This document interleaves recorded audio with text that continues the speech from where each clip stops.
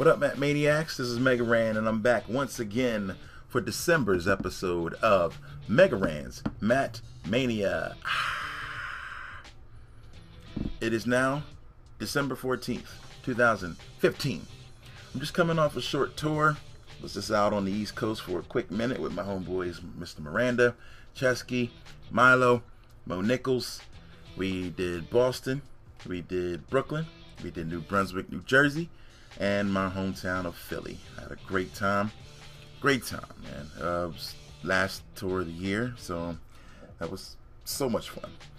I got to shout out Nick Oliver, the booking agent who made all that happen. Man, Clay and the League Podcast guys in Boston, Leeds Entertainment, Luke in Jersey, Jeff in Philly, and so many others for making it happen. This is actually my first time booking a tour through a booking agent. And man, it was great. I loved it. It might be worth it to hire somebody to do these kind of things because it was great. Like, I think I'm kind of done. I'm over booking tours on my own. Like, I do it all the time, but I hate it. You know, the constant calling, the following up, and bugging people, and being a jerk when money's not right. Having somebody else to do that is great. But the best part overall, though, of this trip was getting a chance to see my hometown of Philly again with Mr. Miranda, who had never been.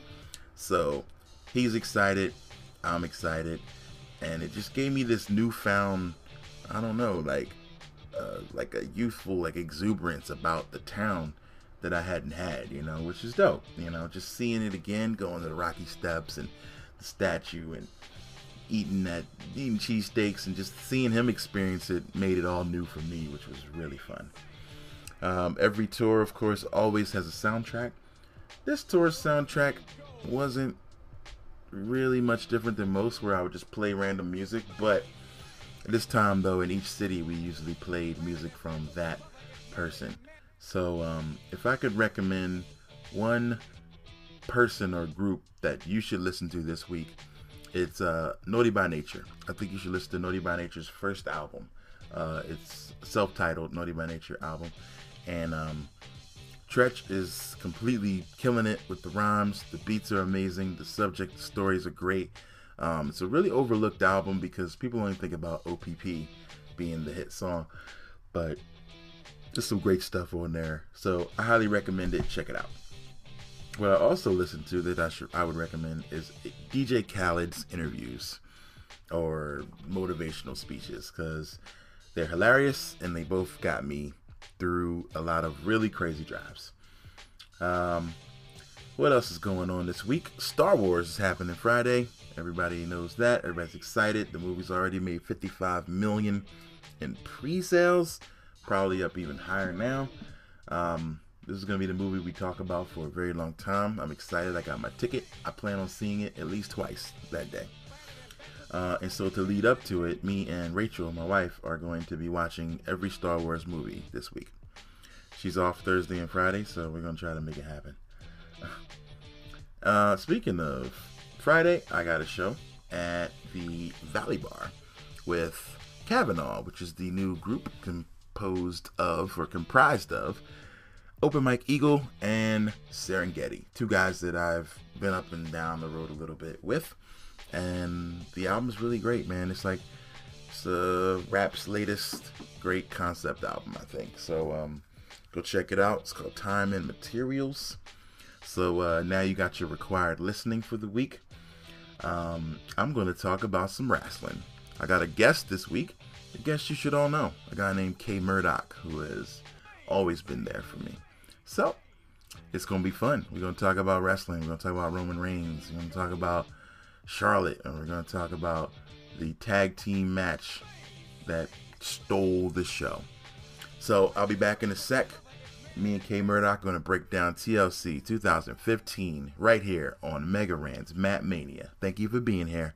I'll see you in a sec. Hey party people, it's K-Murdock here, and I want to talk to you about something real fresh, real new that myself and Mega Ran are doing now, and it involves you, the fans. Myself and Mega Ran just launched a Patreon, a monthly way for you all to subscribe to us and what we do. For as little as $1 a month, you'll get free exclusive downloads, a guaranteed song a month, and if you pledge at the $10 level, you get a free project a month, whether it be something we do together, whether it's something solo, a side project that I engineer or produce. It's guaranteed exclusive for you Patreon supporters. So, if you really like what we do, then this is the time to get down and join us. We are trying to bring back that Nintendo Fun Club vibe because this is essentially a fan club for the real fans. So check it out, patreon.com/bitsandrhymes. That's patreon.com/bitsandrhymes. And now back to your regularly scheduled program. Thank you. Yo, what's going on, everybody? This is Mega Ran, and you are here for Matt Mania, a special edition of Matt Mania. It's all about TLC, not the group of female singers who owe a bunch of people Kickstarter money, or not money, but items. But Tables, Ladders, and Chairs 2015, and I'm not alone this time. I got a tag team partner. The man, the myth, the legend, K-Murdock is here. What's good? Salutations, party people. What's up, man? It's been a while. Yeah, it's been a young minute. You know, happy holidays and all that good stuff. Yeah, indeed, man. Yeah, it's been dope. First one married for you, man. How's it feel? Wow, pretty crazy, man. It's still pretty surreal that that I'm It'll married. sink in. It'll sink in once that joint account starts getting tapped. Wow. Yeah. It's the things you don't think about. Right. No. That's all for the love, man. But no, I absolutely love it. Like having my best friend, my number one fan, my teammate there all the time. You know, it's dope. Yes, sir.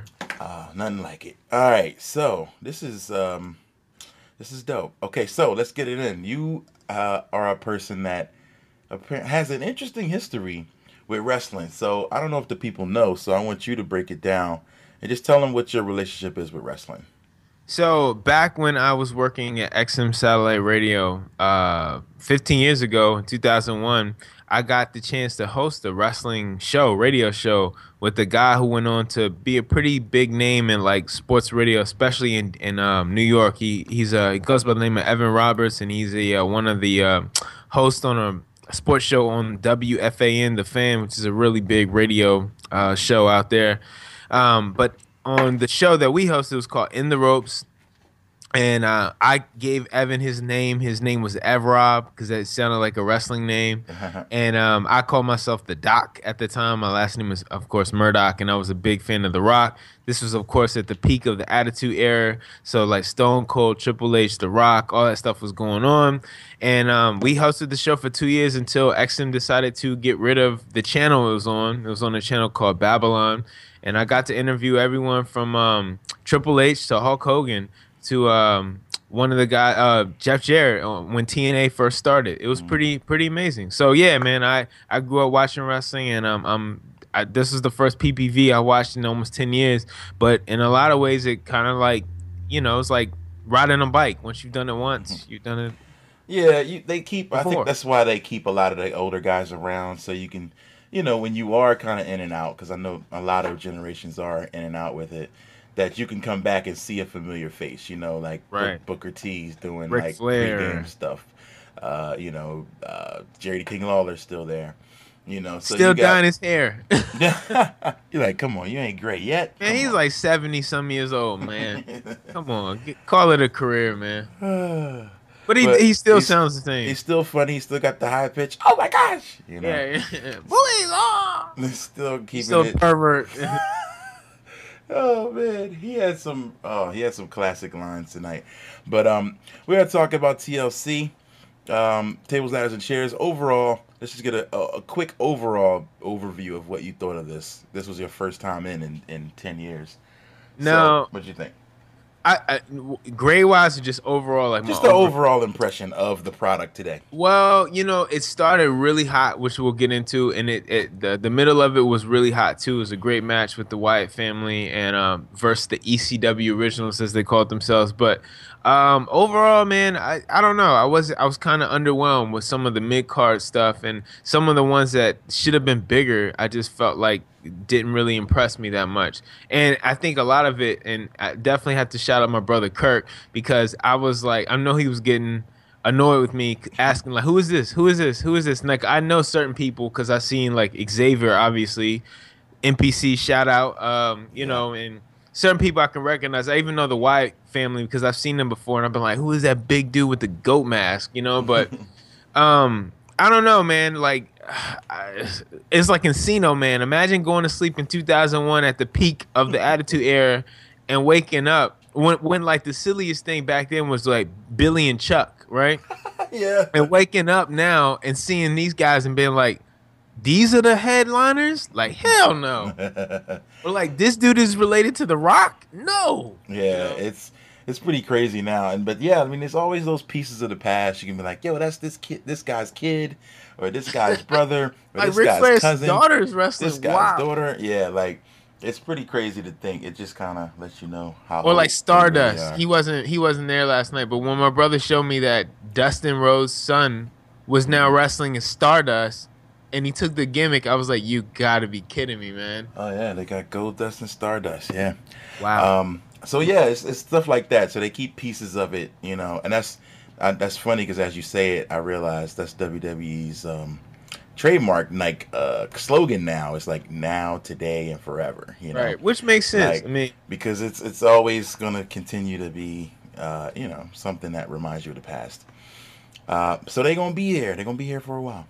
Right. Even when there's no major headliner like we're in a situation right now. Right. So let's jump into this pay-per-view. But first, I asked you to pick a song, and you happened to pick a song from a gentleman that we both know.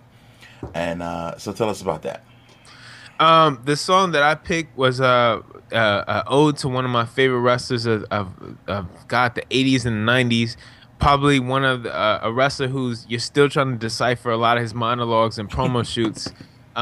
They're pretty special. And he wasn't much of a wrestler. He was a guy who ran around a lot. He had big biceps. He wheezed and panted and made weird sounds, but he's definitely a warrior, and he's a legend, the Ultimate Warrior. And the song was done by a guy who's very familiar with, like you said, myself and you. He's actually part of your crew, the Writers Guild. It goes by the name of Mr. Miranda.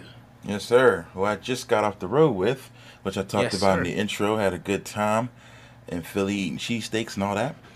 So, all right. So we're going to go into the Ode to the Ultimate Warrior by my man, Mr. Miranda, produced by 3Q Beats. We'll be back in a second with TLC, The Breakdown. It's Matt Mania. See you in a bit.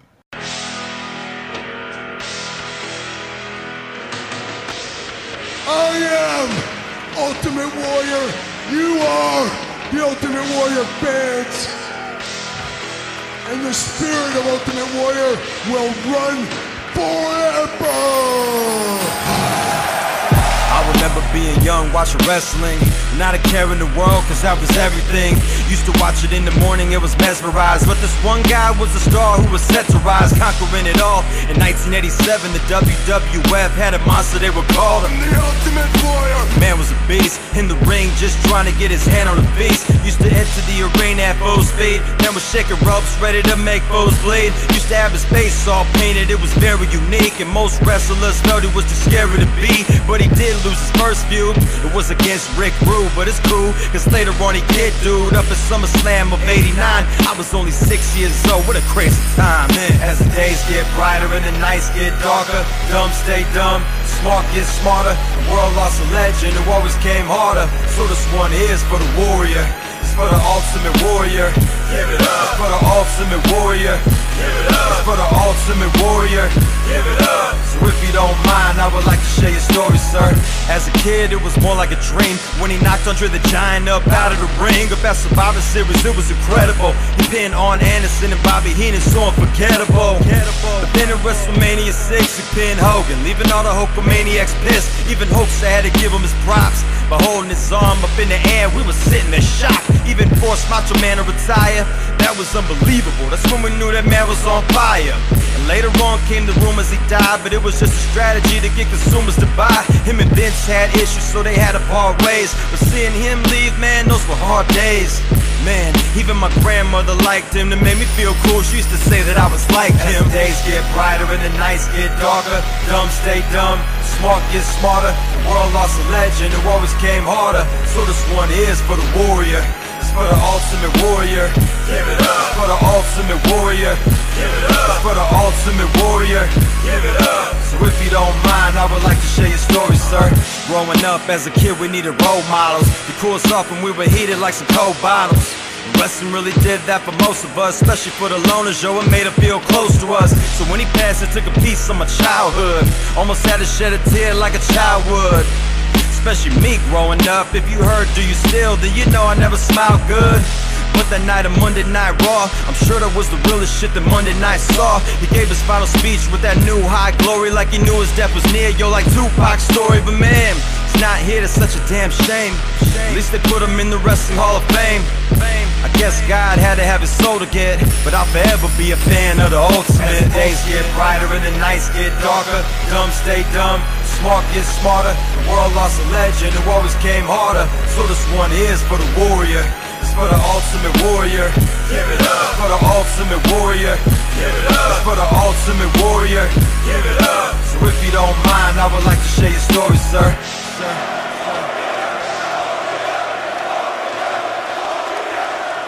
Yo, we're back on That Mania. It's Mega Ran with K-Murdock. You may know us from stuff like The Manual, Forever Famicom, The Bits and Rhymes, and more recently, Random Beats LLC.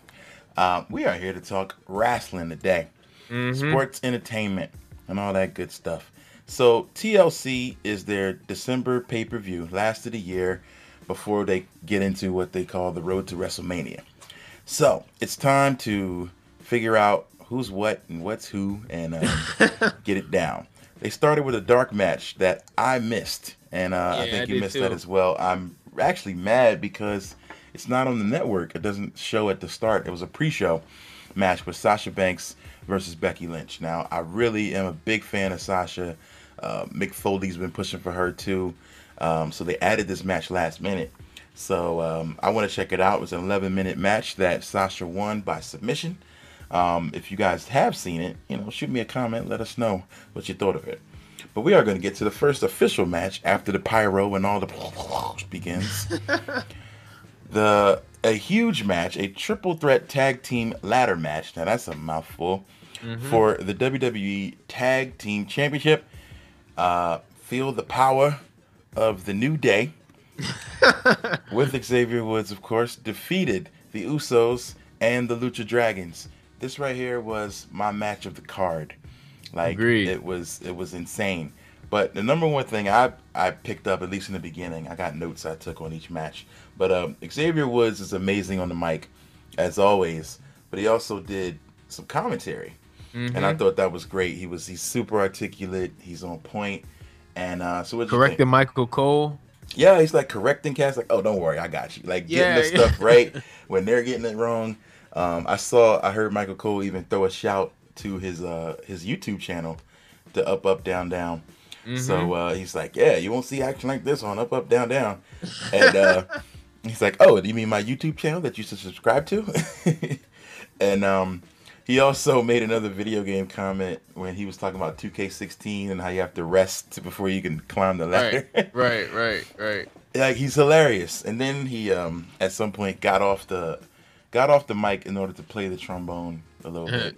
And then there was some more the trombone action later. But my highlight of the match, and might have been highlight of the year in WWE, was Kalisto taking one of the Usos up to the top of the ladder and then doing this insane backflip thing he does, which is called the Selena del Sol. Yeah. And unbelievable, man. I landed it, man. I really thought, I don't know which one of the Usos that was, Jimmy or Jay, but I thought he was dead. I thought somebody would die there. Like, that was crazy. How do you not get injured, man? I don't know how. Yeah, like, seriously, how do you get out of that without...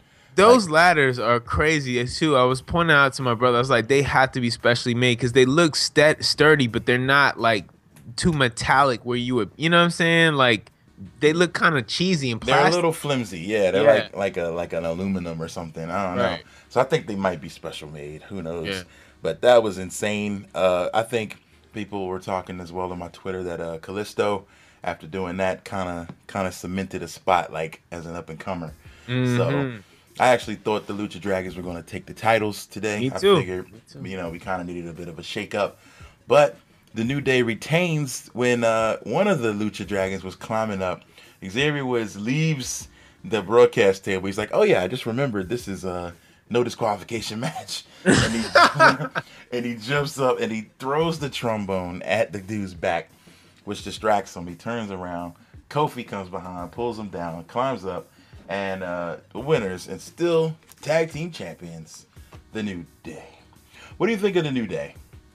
Actually, I like them, man. I think they're super over. And, we talked before the podcast that even without the belts, even like they would just be, they're probably the coolest thing going for the WWE. And this coming from a guy who hasn't watched the PPV again in almost a decade. But I can just tell, I don't really hear much clamor about anyone else. And they're over. I love what each one brings. It's kind of cool because they each have their own thing. Like, Kofi's kind of like the cool, not Lucha Libre, because I know Xavier kind of moves around too, but Xavier's like the face, the manager / part-time wrestler dude. Yeah. Obviously, Big E's just a big Mark Henry type dude. He's the muscle. And then, Kofi's so silly with that black unicorn thing they do. I mean, they're funny, man. They're like nerds. They're making it cool. Like, and it definitely is a lot cooler than what I thought. When Xavier first promoted that New Day thing where he was like with the gospel choir, I was like kind of nervous, man. I was like, this, there we go, here we go again. Coco brothers beware. Hashtag brothers in wrestling. But they've come along, and they're awesome, man. And they can wrestle beyond the gimmicks and stuff. They can wrestle straight up. Absolutely. So I dug it. I'm gonna give that match an A grade. Sure. So what's your grade on that? A for sure. And I mean, hell of a way. I mean, to start the whole situation, because I was like, damn, if this is gonna be the tone that's set, then we're in for a good night. But unfortunately, it didn't happen. I feel like these dudes might have all just talked before they went out there. Like, yo, they putting us out here first. We got to tear it down. You know what I mean? When it's like when the opener upstages the headliner. It's the exact same, that chip on your shoulder. Like, all right, you wanna put me on first? Okay. Yep. Now you got to follow me. Yep. That's what I take that mentality into every performance I do. Yeah. But anyway, next match, Rusev, the Bulgarian, formerly Russian beast. With Lana, defeats Ryback by a technical submission. He stomped on his back and did the accolade. Right. And I think he was already out before that because he kicked him in the head or something. But this match was kind of all over the place. These guys are two big brutes. Ryback is, he's a I remember I hear people say all the time, like, this is kind of like Goldberg. Oh, dude, come on. Yeah. Goldberg, the Hulk, and Batista had a love child, and that is Ryback. But yeah, he's like, he's tried some new stuff. He climbed on the top ropes a few times. I thought that was cool. Right. But I'm really disappointed with what they're doing with Rusev right now with this Lana situation. Rusev was like the man a couple years ago. He's a legit strong man. Like, he's a bodybuilding champ. He's like a power lifter. He's a beast. And he was undefeated for a year, and then he lost to John Cena, and it was all over. Oh, man. Then he changed countries. Yeah, downhill, after that. So now he's hiding behind his girl. Like, it just doesn't make sense, man. That I could have dealt without that. Like, I felt like if it was just two brutes pounding on each other, the same way you would have like Jim Duggan going against like somebody like Big Boss Man or something back in the day, then cool, I'm with that. But yeah, they used the woman as like Lana. That was corny. Like, that's like so old school wrestling that needs to be retired. That gimmick of, we've been seeing that since the days of Miss Elizabeth and stuff. That's corny. Yeah, I'm a little over that. And I feel like not for these guys, especially guys that are supposed to be tough. Like, these are for the little pretty boys. And them dudes are huge, man. They could have just, yeah. Yeah, so I don't know. I hope they do something cooler with Rusev. I'm a big fan of his. I feel like I hope he gets into the kind of the maybe the Intercontinental title mix. Right. I think that'd be cool. But anyway, Rusev wins due to some distraction and shenanigans by Lana. I give this match a C. Now that I'm thinking about it again, might be a C minus. I don't know. Yeah, I'll give it a solid C. Like it was awesome. Like to look at beforehand. Like I was really hyped when I saw Ryback. I was like, oh my god, they brought back. It's like the reincarnation of Goldberg. And then Rusev, you know, he was just a big, meaty, solid dude. And obviously, I've seen, you know, from not watching wrestling, I remember seeing him in all his red Russian stuff. And I know he was like a big name, and I was like, "This is the same dude." So it was kind of like underwhelming, you know. Yeah, man. Next match was a chairs match. Now, I'm not even really familiar with a chairs match, but I would imagine it's just a regular match, but chairs are legal. But this is also no disqualification. I mean, it's tables, ladders, and chairs. They had to have a table match, a ladder match, and a chair match. So, Alberto Del Rio, the champion of the United States, defeated Jack Swagger, Mr. Real American. We the people. He's like the new Kurt Angle, I guess. New old, because he was there before and he left. Right. So I read something. Actually, no, I heard Michael Cole say it, that these two fought for the world title like a few years back at like a WrestleMania. And now they're in the middle of the card fighting for the United States Championship. That's crazy. I mean, I don't know if that shows you how bad WWE was, that the headliner was Alberto Del Rio, or like a high card match, or the fact that these dudes just suck now. Like, well, Alberto just came back. He's been going a while. He's kind of working his way back up, but I think he's a good worker. Right. I'm not a huge fan of Jack Swagger. He's kind of like Kurt Angle light. Funny. But not with the t-shirt with the hand over the chest. Come on, bro. I mean, that's slick, but it's kind of like, we the people. We the people. So Alberto is I like Alberto. I like his mean streak. He can move. He's got like some real original moves in the ring. I got a couple notes to this one that they must have forgot the rules, because they both do submission maneuvers and they both tried to use the ropes to escape. And the ropes aren't supposed to let you out in a no disqualification match. Right. So that got weird. I think Swagger puts on the Patriot lock, and holding the chair on it too, to put some pressure on it or something. Right. And somehow Alberto Del Rio gets to the ropes, and then it's like, oh, whew, I'm at the ropes. And then he's like, no, you don't have to let go. And he's like, ah. And then he has to get out of the ring somehow. It's kind of ridiculous. It was sloppy, man. They do the cross arm breaker, which is cool. And the finish was dope, though. Alberto stomps Jack Swagger into a pile of chairs. Right. I don't know if you remember that, but that was no, cool. yeah. That was the way it started with the chairs. I wasn't hyped on, because I again was talking off podcast, and I was saying that they were swinging, and the timing wasn't right. Because usually when you swing the chairs, you want to. It's like swords, you know what I'm saying? Boom, boom.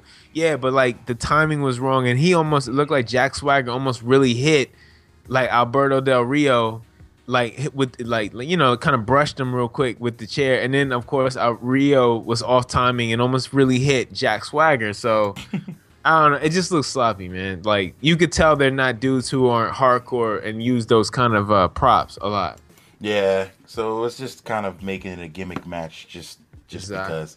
But here's some guys who are used to Extreme Rules. The next match was the Wyatt Family. Bray Wyatt, Luke Harper, Eric Rowan, and Big Strong Man Braun Strowman. Who came up with that name? They were like, we need a strong guy. Braun Strowman? I mean... Just call him Big Dude, Strong Dude. Yeah, strong mofo.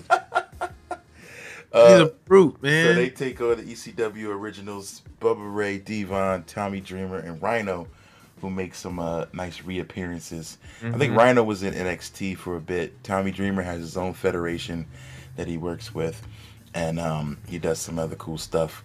with them. So that was cool to see those guys back. I mean, Tommy Dreamer looks a little old, a little slower. Yeah, we were talking dyeing his hair. Come on, man. The dye job was a little too perfect. Like, Yeah. it's okay to be gray, man. It's Yeah, all right. dude. Like, it shows you wither. I mean, in as many hits, come on, man. He was so hardcore in ECW. Like, you know, he got scars for days. Oh yeah, absolutely. So the Wyatt family kind of smashed these dudes. Like, this wasn't really a contest. I read something. It's funny that they said that Eric Rowan, the bald guy, is like on a push. Like, they're about to kind of give him a singles push. Right. And he's dope. He can wrestle, and but he hasn't really been able to stand out outside of the family. And the other day, I guess he broke his sheep mask. Like, he wanted to be seen. Like, he didn't want to wear the mask anymore. And then he was the first one eliminated in this match. so much for that. Shut down. But so then they take everybody else out. So they 3D him. I guess they had to get a 3D off before all the rest of those dudes would get eliminated. Right. So they 3D Rowan, and then next thing you know, Rhino goes out through a table. Devon goes out through a table by Bray, and then Tommy Dreamer goes out from just standing around outside and gets dived on through a table. Yep. And then it was just Bubba against like everybody, all three of them. And he actually found lighter fluid and a lighter underneath the ring. And I'm like, what the heck is that doing there? I can't think of any But reason. we think it's water, right? And just, you know, they were selling it with I think Cole or King was like, you smell that? Oh. Yeah, because, like, come on. Somebody up front might have got sick or something. Like, you can't take those kind of chances. But I actually thought they were going to, like, light the table or light Diva Bubba Ray. Like, I thought it was, like, about to be on. Like, they were going to do some real evil stuff. I mean, they are burning all those candles with the lighters at their entrance. So, I mean, hey, you know. I thought they were going to do it. But Beef Strongman comes through, choke slams the heck out of Bubba Ray through the table. And it's a wrap. They like smashed. Man, I was so disappointed with that because I really thought I told my brother, I said it's gonna go down to 3-1, and then Bubba Ray's gonna like get everyone out except either Bray or Strowman, and then like that's a wrap for him. But it didn't even get to that point. Didn't even get there. I mean, I was definitely surprised at that. I thought he'd fight a little better, but they're trying to get these dudes over. I think as like beasts. And so they did a good job because them dudes, all of them, they look like Duck Dynasty, but they can wrestle.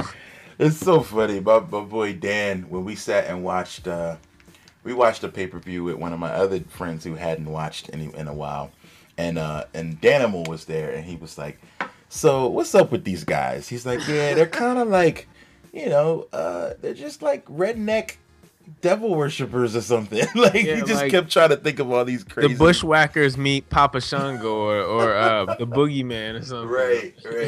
It's so crazy. Like, it's hard to explain it, but I mean, they're way over. It works though. It works. They're way over. They're you know, kind of spooky.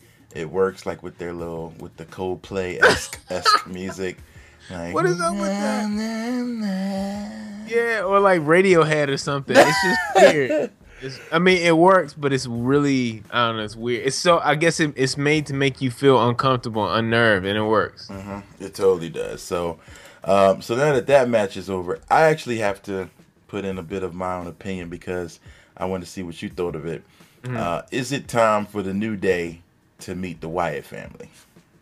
I think, yes, it is, because both of the teams are like got easily the coolest, like, it's that typical WWE thing where they got the charisma and personality, but like what makes them superstars, like by their gimmick, but they can wrestle and they're over. So yes, the only question is who would be the fourth person to square off against the Wyatts, since there are 4 and New Day's only 3. Do they get who's gonna be that fourth person? That's you need somebody big too. Like you need a big guy. Oh man, yeah, because Big E would get. Could you see him being tossed between Luke Harper and Braun Strowman, or Eric Rowan? I mean, yeah, that would be pretty crazy. I don't know. Maybe they'll get that dude from the Primetime Players, Titus O'Neil, or something. Yeah. I mean, he's not huge, but he's a big dude. Though. I mean, like, yeah. But I feel like, but in that, they don't really have a face, though, if those two went together. They're both heels, you know?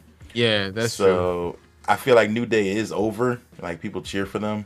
Right. but they still make time to, like, they diss the city, like, oh, I didn't want to. What did Xavier say about he didn't want to wear a new hairstyle? For Boston. He's like, I'm not gonna do it. Didn't deserve it. So they maintain their heel status. So I don't know. Maybe they won't actually go head up, but I would love to see it. I would like to see the angle, like what causes them to cross paths, because that's two very different, So different, yeah. You got these happy-go-lucky dudes with unicorns and these right, like, weirdo cult members. right. So the 8-man tag team elimination tables match, which is also a mouthful, ends with the Wyatts winning at 12 minutes and 30 seconds. They gave these guys a lot of time, and I thought the match was pretty good.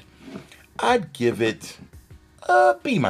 Yeah, I give it a solid B. I liked it. I mean, again, I haven't seen any of these dudes, so it was like pretty cool. It kind of reminded me of like when Undertaker and Kane used to be together, like that kind of eeriness, but just even more eerie because, the cult stuff is crazy, man. It's like a lot of people don't like messing with the cult stuff just because they're like they get kind of what do you call it, like superstitious about that stuff, even though it's a wrestling gimmick, but still, like, I don't know. I was impressed, man. I was definitely more impressed by the Wyatts, and I was very kind of pissed off that ECW dudes went out like suckers, man. I think they brought those dudes in just for that. You know what I mean? Right. Like, that's kind of what they do. They bring in older guys and have them get tossed. Basically, so they can put the new guys over. Like, that's kind of the way the business goes. Mission accomplished, man. So I think that worked out well for them. But Bubba looked good, though. I feel like Bubba seems like he's in good shape. Devon, not so much, and definitely Rhino, They said it was a combination of like 85 years experience on that team. You're right. And when they said that, I was like, that's a clear sign that these dudes, think about it, that means there's at least 20 years apiece. Right. That's 4 crazy. people. It's not like 6 people or 8 people total. No, that's just 4 people with 85 years. 4 people. So everyone's catching at least 21 and a half. Right? I thought he was going to say 85 like table matches between them. Right. But no. Yeah, but Bubba Ray, man, he actually looks better than when he was in the WWE before. Yeah, he looks good, man. Like in good shape. Yep, moving nicely. Might be doing that DDP yoga. Yeah, the yoga for real, man. Yeah. Next up is the Intercontinental Championship match. I'm glad they actually put this down on the card because I think last pay-per-view it was like first match out. So they're trying to respect the titles a bit. Kevin Owens is one of my new favorites. I don't know. What do you think of this guy? It's your first time seeing him. He's cool. It's funny because when I saw him, I was like, is this dude really like, he looks like, I just didn't take him seriously until I saw him wrestle. And my brother made a point. He's like, most of the guys who are in the, bout or are vying for the Intercontinental Championship are usually the guys who can wrestle. And he's right, because even though as crazy as Dean Ambrose is, he looked drunk. Like he didn't know what he was doing half the time, but it kind of worked.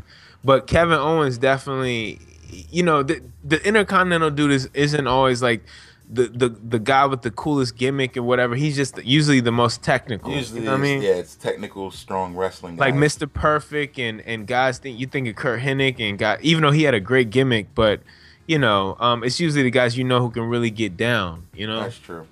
But lately they've been letting kind of wrestling guys get over a little bit. Guys like Jericho. That's true. Angle, a lot of those guys have actually made it to the top, but it took a while. But so Kevin Owens taking on Dean Ambrose. This is a match. Probably this is the one I picked beforehand. I thought this would be the best match. Okay. Dean Ambrose with his crazy style, and Kevin Owens is just really innovative offense. This was a good match, man. It was a lot of up and downs. Sidebar: I'm waiting for Kevin Owens gym shorts. I need those KO gym shorts. Like they do look fresh because they're like basketball shorts. Like that's another thing. I was like, yeah, he wrestles with all that stuff on. Like he wrestles in basketball shorts. That's crazy. Yeah. And Ambrose wrestles in jeans. So yeah, Ambrose looks like Cody from Final Fight, like in the real life movie. Like yeah, I think he has like the tape on his hands and stuff too. Yeah, all he needs is the snug ass white, and he had a shirt on actually. He ripped it off. Yeah, he ripped it off. He was like Super Saiyan Ambrose towards the end, so yeah. That's funny. He was cool though. He was cool. I thought the the part with him and Roman Reigns at the beginning was kind of funny because I was like, wow, Roman Reigns really has no personality. His mic skills suck. Like, Yeah, he's working on the mic skills, but yeah, they got together. They talked about, it's like, this celebrating. night's gonna change forever, man. Right? He's All right, hold it down, bro. Hold like, it down, bro.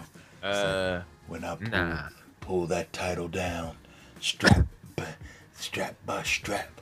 And, it's like, yeah, it's a little too much. My brother had a good point about that Roman Reigns. He was like, if I have to smash his face in through each rung of the ladder, my brother was like, well, how will he climb it up the ladder? Like, every rung is like, hey, dang, broken. I broke Right. the ladder. I can't win now.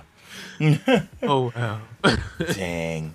So anyway, Ambrose and Owens, a really good match. Owens came out talking trash. He comes out with the mic. He said, "Oh, this is my world, my time, or whatever." And he talked about the popcorn and soda episode that happened the week before. And he's like, "Oh, I got news for you, Dean Ambrose. I eat popcorn and soda all the time." So it's like kind of making fun of him being overweight. I felt like making fun of himself there. I thought that was cool because like people make a lot of jokes about him. Like his catchphrase is "Fight Owens, fight." And so people say "Fat Owens, fat." Wow. Yeah, I saw a bunch of signs in the audience like taking that line and kind of you know playing on it. That's funny. Yeah, so it's not. You might as well just go along with it. Right. Owens again, like he's just crazy offense. He did this fall away slam into the barricade that I thought was cool.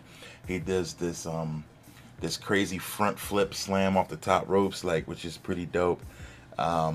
But Ambrose won with like a roll up. I think it was sort of like a Hurricane Rana. It was like Hurricane Rana into a roll. It was like something out of the old N64 game. Yeah, he pulled it off with the roll up. I like that because I think that's something that they don't do enough of. And somebody was talking about that. Usually it's like you got to do a special move to win, And it's like, no, this ain't a video game. Like sometimes you get caught slipping and you get rolled up, Right. So I like the fact that he beat him with a different move. He went crazy, ran all around the place, ripped shirt off, all that. But this match only got just under 10 minutes, but I think it was enough for them to get everything in. But we got a new Intercontinental Champ. Maybe this will be a nice little feud to build on for the future. Who knows? Because I don't really know who else Ambrose could pair with his crazy style. Right. I think JBL said, like, man, how do you scout for this guy when, like, it looks like he don't even know what he's going to do? Yeah, there's a few times in the match he would, like, act like he's going for something and then stop and turn around. And I was like, wow, this dude really going off script or is he just a great actor? Like, yeah, he could just be a great actor, man. Next match, one of the best actors, Ric Flair, brings out his daughter. This is called the cool down match. Or, if you are a football fan, this is called Sunday Night Football. They gave the Divas Championship match 10 minutes. And again, I'm not hating on women's wrestling. I just don't feel like this feud, this program is really interesting enough. But they're doing some things storyline-wise to work in some things. Charlotte now is emulating her dad with some attitude. She's strutting. She's cheating a little bit. And they had an interesting quote. They were talking the commentary, and they were like, people are upset that she's beginning to emulate her father. And JBL was like, well, her dad was the best. Like, who are you supposed to emulate? Barry Horowitz? And like, I thought that was pretty funny to do that. But yeah, it's like, who's she supposed to be? The Brooklyn Brawler? Like, yeah, that's true. She's supposed to have that swag. Her dad is Ric Flair, man. Yeah. So it's weird because they flipped the whole thing. Like, Paige was the bad guy for a long time in this feud. Like, she was making personal comments about the family and stuff like that. And then now Charlotte's like cheating to win. So it's kind of weird. It's like, who are you supposed to cheer for? Right. So the crowd is totally split. Like, nobody really knows. And that might be kind of messing up the vibe of this feud because you don't really know what's what. So they might be ready to end this. Charlotte won. Because Ric Flair cheated. He pulled Charlotte's legs onto the ropes, and then when he got a bit of a distraction, he removed the turnbuckle, and then when the ref was looking again, what happened? Charlotte then pulls Paige, hits her head on the turnbuckle, boom, gets rolled up. match over. And they talk about going and celebrating and stuff like that. Limousine riding and Limousine ride, jet flying. Woo! So, still, Divas Champion, Charlotte. Woo! Is she just Charlotte or is she Charlotte Flair? Nah, she's just Charlotte. They don't use her name like Flair, Charlotte Flair. I guess they could, but they don't.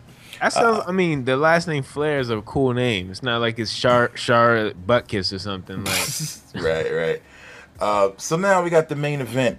Sheamus 515 as he is now called, due to taking out Roman Reigns in 5 minutes and 15 seconds, which is funny, but like Reigns has been constantly kind of like getting the short end of the stick as it's going. I feel like they're trying to build up this chase, like the classic stuff with Stone Cold. You know how McMahon would constantly screw Stone Cold over. Yeah, constantly. Yeah, like every time he tried to get something, he would screw him. And so they would build that hunger so that the fans wanted to see Stone Cold win so bad, you know. And they're trying that with Roman, but it's just not really working. Like the fans aren't totally behind him yet. Like he looks the part, but he don't sound it. Yeah, he's not finding himself on the microphone. And it's a combination, man. You got to have the charisma, you know, to succeed in his business, you know. But right now, you know, he's their number one good guy. Like that's what they got right now. So here we are, main event: Sheamus and Roman Reigns. Seems strange for a main event, but it is what it is. The bar has dropped. One thing I noticed and I wrote down was that there was a lot of chants going on in this match. And one chant was, "We want Rollins." Speaking of Seth Rollins, the guy who was the former champ who got hurt. That guy was amazing. And if I don't know if you've seen any of his stuff, but you gotta check him out. No, my brother was like, yeah. He's like the next Shawn Michaels. Like that dude is like legit. Like as far as like moves, like offense and being agile, like he's the next guy. Man. He has the skills too, the mic skills. Yeah, he's got great mic skills. See, okay. So he's gone now, and they really need him. But there was a lot of "We want Rollins." Later, there was even a "We want Cena," chant, which is crazy because you know they boo Cena all day when he's there now. Right. So you know you don't know what you got till it's gone. But there was a mix. It was "We want Cena," "Cena sucks." Right. so a lot of back and forth. You know, he's from Boston, so I feel like they wanted him for that reason. Reigns got pretty much beat down through this match. He gets slammed through a lot of tables. It was a very physical match. There wasn't a lot of wrestling, but you know, because these two probably aren't the most technical wrestlers, and that's probably Reigns' issue with me is that he's not technical. Like you know, The Rock could do all types of cool stuff, right, when he needed to, you know. But Roman doesn't really do any holds well. Like he's just like his finishing move is a punch to the face. Like he jumps and punches you in the face. It's the Superman punch. Really? And then hit and a spear. You know, it's like the two easiest things to do. It's like, what is this? A make your wrestler in WWE 2K16? Like, what is this, man? Like, you know, so that's his thing. It's just raw power and speed. You know, not anything technical. So anyway, so yeah, he does a lot of slamming Sheamus around throughout the match. There's even an NXT chant, which I thought was interesting because NXT, the developmental league, is kind of killing it right now. So, you know, that's interesting. People would rather see NXT than a pay-per-view. Yeah, because I feel like Sheamus is just, you know, like I know he's not as hot. Like I feel like he's kind of peaked out, like to a degree, and like what's the name is hurt. Seth Rollins is hurt, so it's like who would make sense for, you know, Sheamus to fight, obviously, because they already had Rusev and Ryback, who are also some big heavyweight type dudes fight. So it was almost like a attrition type situation. Like, yeah, it's crazy. And so now Sheamus has a faction with him. He has the League of Nations, which is Alberto Del Rio and anti-America dudes, right? Yeah, all the European whatevers, and you know that hate America, because that's the most sure shot. Oh man, since Hawk and Sheik, come on, like, man. It'll work. If you say you hate the USA, you will get booed. You will get heat instantly. Right. So it works. So it keeps those guys getting their heat. So Roman Reigns about to win, so close, gets up to the top. Here comes the cronies to pull him down. They fight. Roman actually fights these guys off. He makes it back up.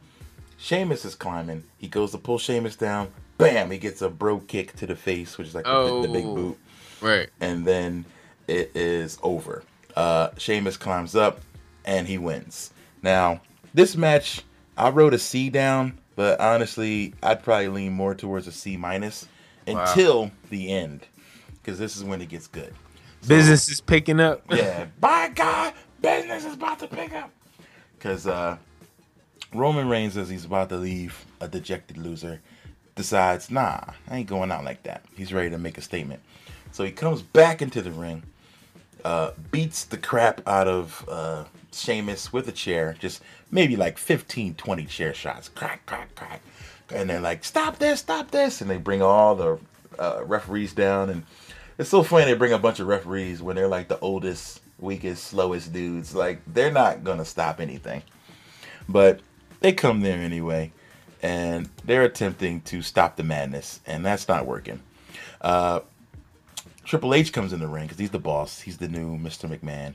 And he's like, man, Roman, calm down here, calm down. And that doesn't exactly work out either. And Roman Reigns batters Triple H, like, to the point of, like, beyond recognition.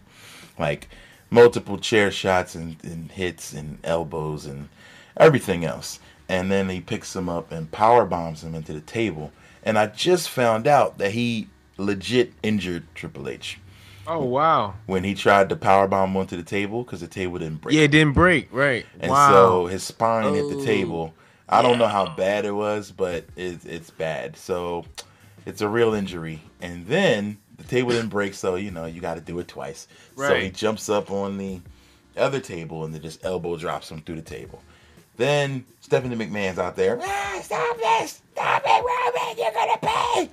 And he walks away like, all right, you know, I made my statement.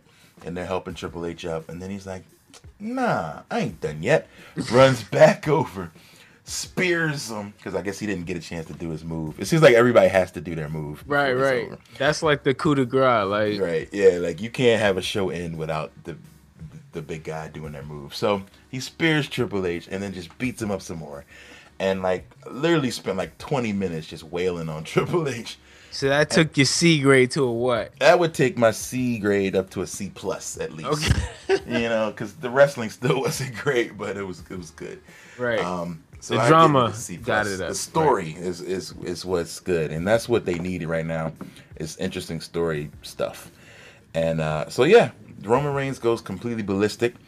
I didn't see exactly what the Triple H injury is or whatever, but I just saw it on my Facebook that he has a legit injury after falling through the table. He's being evaluated. Damn. Well, I mean, that's crazy because I always wondered, like, you hate to see that happen when guys don't break a table and then like what do you do? You can't not let the table not be broken. Right, you gotta do it again. Yeah. That's the worst of it. You can't fake that, man. Like, I'm sorry. I know you can prepare yourself and take bumps, but bruh. Nah, you can't fake that. If you hit the wrong piece of that table, right? You know, it's just bad. Oh, fatality. So he might go from like a fake storyline suspension to a real one. Right. After you injure the boss. But I don't know what they're gonna do. Then this is why I say the ending bumped it up, because now I have a story. Instead of just, oh, Roman Reigns lost again, boo-boo. Now it's like, this guy just went crazy. What's going to be the fallout, you know? So now I actually want to watch Raw and see what happens. I am not sure, but I feel like I've heard some rumors that they're going to save a Roman Reigns Triple H match till WrestleMania. Okay. Kind of build that up a little bit. And if that happens, that means Roman Reigns will not be in the main event of WrestleMania. Right. So that means he won't be the guy, you know, the top guy, you know? Right. So otherwise, I don't know what they have planned, because looking at this list, I mean, Dean Ambrose doesn't really seem like a main event WrestleMania guy. Nah, man. Not after just winning the IC, you know what I'm saying? Yeah. I'm not sure what they're going to do, but we shall see. Hope Seth Rollins makes it back by WrestleMania. So maybe him and Brock or something like that. But we shall see. Overall, though, what will you give this entire pay-per-view? What's your grade? I give it a C plus, man. Like I said, I haven't watched a pay per view in 10 years. For me to come back, and there was a lot of highs. There was definitely there was a couple highs. There was a good amount of lows, and just some like I'm switching to Sunday Night Football type moments. You know what I mean? Like, but I was impressed with the New Day. I like the the Luchas. I like the Usos. Like, man, I'm a fan of the Wyatt family now, and I still like Ryback too. I just because he reminds me so much of like Goldberg, probably, which I'm sure, I don't know. Like, does he get tired of that? Because I'm sure people, fans used to chant that when he came out. They'd be like, "Oh." He kind of looks like Batista too, like a little bit, like a big hulking kind of dude. Even though Batista's getting he's getting that movie money now. He's getting that movie money. Yep. That James Bond money. Oh yeah, I know. And Guardians of the Galaxy money. Yeah, he's good. He might not need to come back for a while. Man, he's almost like 50 years old, man. Well, I mean, a lot of these dudes are, but like he's really in good shape, man. Yeah. So definitely. Anyway, but yeah, a C plus. I'll give it a C plus. And I definitely, when I was watching wrestling, even more than WrestleMania, my favorite was actually the Royal Rumble, just because of the event. So I'm really looking forward to watching that in January. So maybe I'll pop up again in the future on Matt Mania, because this has been fun, because I really has got me back into something that was like, video games, hip hop, wrestling to me were all like, one and the same. I grew up with all of those, Yep. That's what's up. So I got you back into it, so I may be able to get you back on. Yeah, good job. Yeah, for sure, man. That's what's up, man. All right, well, I'm glad you had a good time. You didn't just come back like, man, I just wasted 3 hours of my life. This is garbage. Nah, I can't. I mean, I knew what I was getting into. I watched it. I grew up on it, watching it for like 20 plus years. So I knew. So it's just, what is the expression? Same shit, different stall or something like that. Yeah, that's how it goes. I just George Bush that, but you know what I mean. They just recycle angles and gimmicks, so. Yeah, absolutely. All right, well, I'm glad you enjoyed it, but yeah, you're right. It's the same. It just flips. You know what I mean? It's like, who's the top bad guy? Who's dissing America? Who's got the pretty girl? Who's, who's cheating? And that's it. So it works, and it's always fun. Yeah. So, all right. So I appreciate you joining us. I'm going to give you a moment to do some shout outs to let people know how to find you on the interwebs. All right, go. Okay, so first and foremost, I want to shout out my brother Kirk, because he's the one who let me use his WWE account, and we watched it together, which was pretty cool. Then, as far as finding me, at Neosonics, Neosonix on Twitter. If you want to find what myself and Rand is doing, or as far as music, you can go to bitsandrhymes.com. That'll relink to our Patreon, where we're making these exclusive flips for you of video games every month. And then, it's actually Little Bird's been in my ear saying that they want to, I don't want to say a sequel to Forever Famicom, but the next chapter. So maybe in 2016 we can finally make that happen. So yeah, so I got my work cut tuned. out. Maybe Santa Claus will deliver. So yeah, there'll be some cool stuff happening. But yeah, stay in tune with us both at Bits and Rhymes on the Twitter. And shoot us any questions or comments about this episode. I appreciate you checking us out. You can now subscribe on iTunes, so go do that. Please. Download them all, give it a 5-star rating, and tell people that it's your favorite wrestling podcast. Anyway, that is it. It's Matt Mania. I'm tapping out. You hear me tapping out right now? That might become my new thing. I might just say that at the end. That's kind of cool. So this is Mega Ran, and I'm tapping out. All right, y'all. Thanks so much for checking this out.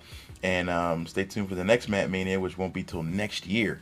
So I'll see y'all next year. Hope you enjoy your holidays. Be safe. Be blessed. Be wonderful. And I'm out. Peace. Peace.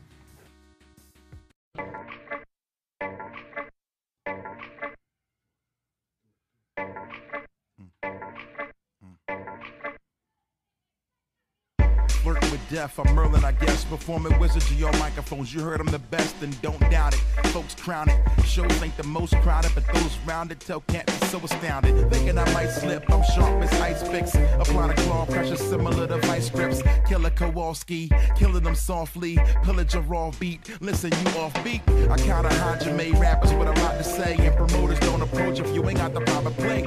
Airplane spin them like gorilla monsoon. Rappers spit enough hot air to fill a pontoon.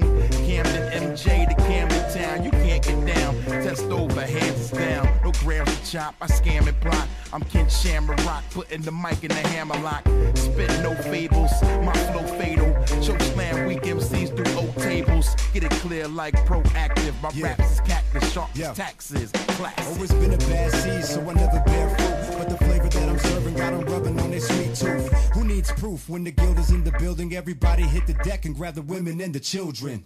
Take a deep breath. You wanna make bets? I have you wishing for a really quick death. So puff out your chest and get deflated real quick. Rappers thinking they can face me, they need to get a grip.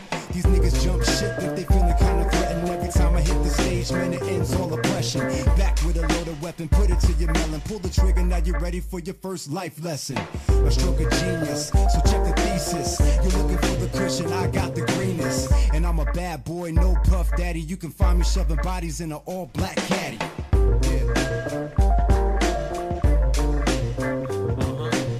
You're now rocking with the best. When it came to music, it was blessed. It's still stress, but the powerful struggle and never sat with us. So little triple your minutes and make sure your hours double. Come on, I ride waves. I'm a soul surfer, killer so-called hot MCs. It's K-Murdock that's doing the damn thing.